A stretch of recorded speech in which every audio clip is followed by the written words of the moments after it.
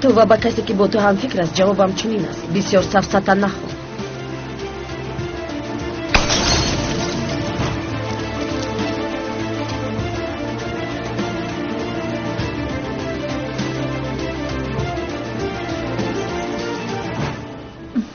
کنسرت همین شماست؟ شما هم بیایید. کمی دیگرگونی می شود. روزهای زیاد شد که با میدان نمی برایید. من این شما آمده نمی توانم. به شخصی دیگر وعده دادم، اما یگون روز البته می آیم. فهمو. بله. ببخش.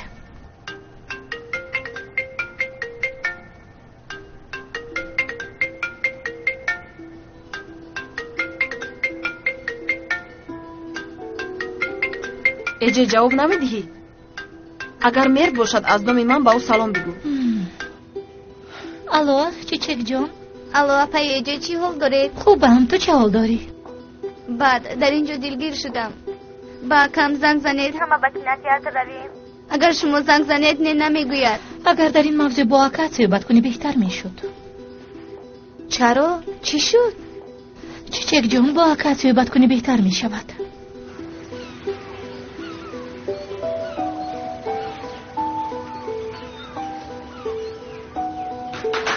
خواهر مرد بود؟ مگر بین شما و مرد یگان معما هست؟ حاضر به این اهمیت نده. لباس به تو معقول شد؟ ای دختر لباس رو با یک سو گذار. چی شد؟ با من نقل نمیکنی؟ خودش چیچک دلگیر شده است. با کینوتئاتر روی میگوید. این چی گندگی دارد؟ نمیداند که من و مرد از هم جدا شدیم. شما جدا شده اید؟ چی شد آخر؟ کنی نقل کن. حاضر وقتی این گپ ها نیست. در حقیقت اعتبار نده. التماس بس کن صدف. فهمو. وقتی که خود را خوب حس کردی بعد صحبت میکنیم. خوب؟ مایلش راضیم.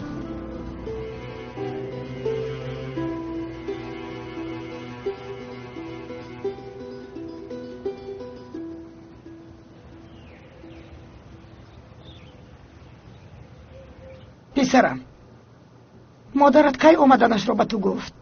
نگفت بیبی جان. یک جای اینجا میشیشتیم. گلف از کجا پیدا شد؟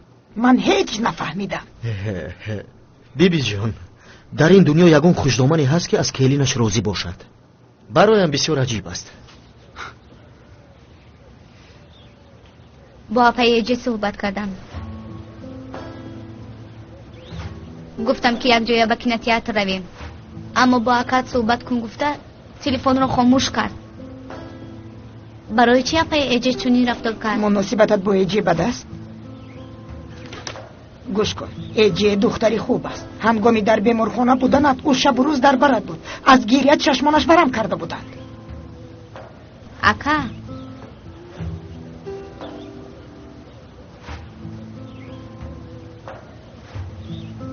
من و ایجه از هم جدا شدیم. چی؟ جدا شدید؟ کی؟ چرا با ما چیزی نگفته؟ گپ زن پسرم. اگر یگون چیزی مهمی بود میگفتم.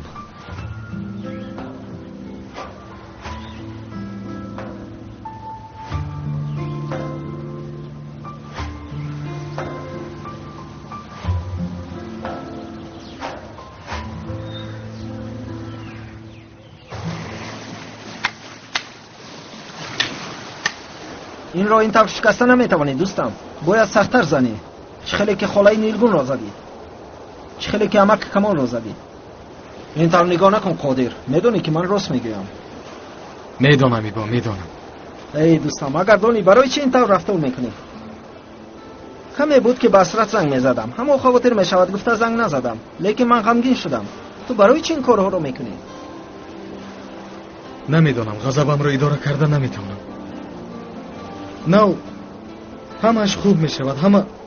همه برای خود می رود که ناگهان معما پیدا می شود و چون کارها بد شوند من جناب کمال را گناهکار می دانم. زود به او حمله می کنم. این غضب 24 سال است، به آسانی نیست نمی شود. نیم با جناب کمال نگو. پدر بگو. شاید دلت گرم شده باشد. شاید اون وقت با بخشیدن شروع کنی. باید اول دلی مادرم را یابم. شیرین‌ترین لحظه عمرش را زهر کردم.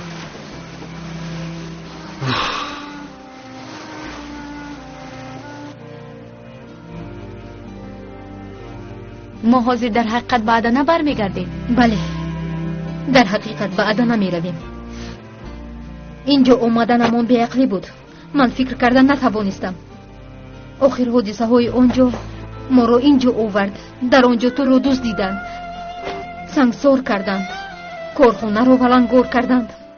من فکر کردن نتوانستم. حالا باشد فکری درست را میکنیم، قراری درست میبراری. تو بهترش لباسات رو جمع کن. پگاه با خط سیر یکم میرویم. آیا ما حقی گپ زدن رو نداریم؟ پدرم برفتن اجازت نمیدهند.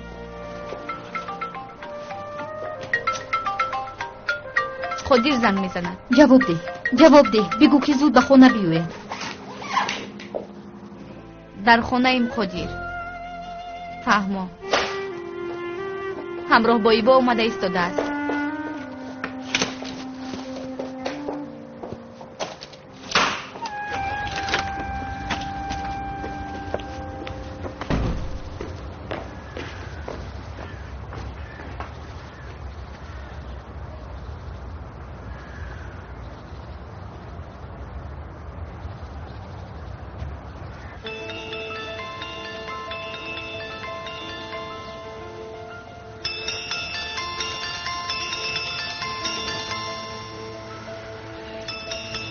لبای صدف.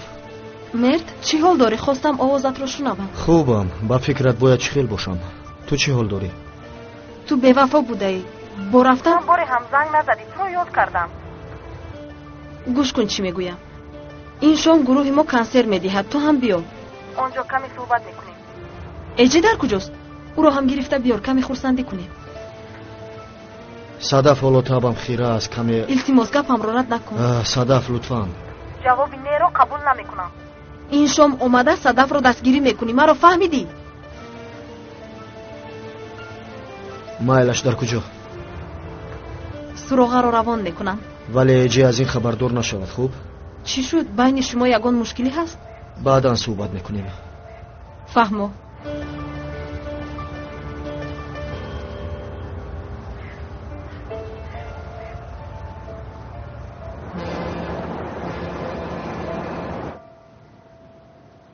این دفعه تماما از حد گذشتی. دهانت را پوشیده نتوانستی.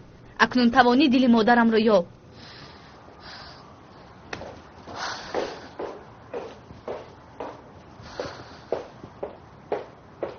تیار شو، میرویم. مادر. ایبا بیا ما چای مانیم. مایلش. از بیعقلی من به خود جبر نکنید التماس. نگذارید که احمقی من آرزوهای شما رو برباد دهد. تقویم مرا به غضب آورد. من هم نفهمیدم که چیکار کردم. همیشه بهانه داری پسرم. تقویت به غضب آورد، مرد به غضب آورد. تو برای غضبناک شدن بهانه مییابی. گای چیکار کردنت معلوم نیست. میدونی که من سخت میترسم. از تو خواطر هستم که به تو روز چیزی میشود. حق هستید مادر، حق هستید، ولی من به عدنه برمیگردیم پسرم. نمیخوام که بعداً پشیمون شوم.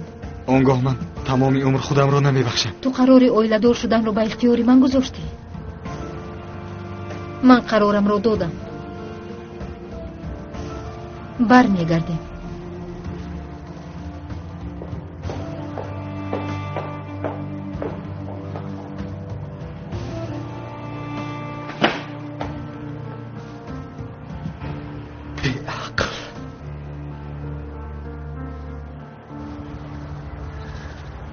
با این پول یک هفته در شهر زندگی کردن نمیتونی فاضل. بعد پیش نگاه کنی نمیشد برادر؟ ببخشی آقا. برای راه گشتن باید شناسنامه راهگردی گیرم.